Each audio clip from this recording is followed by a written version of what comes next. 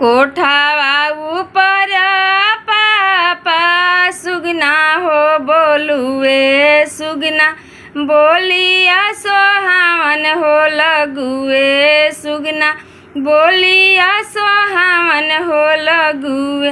कोठावा ऊपर पापा सुगना हो बोलुए सुगना बोलिया सोहावन हो लगुए सुगना बोलिया सोहावन हो लगुए।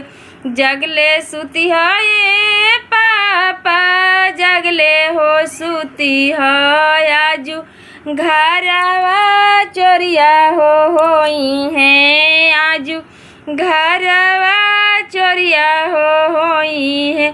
जगले सुती है पापा जगले हो सुती है आजू घरवा चोरिया होई है आजू घरवा चोरिया होई है।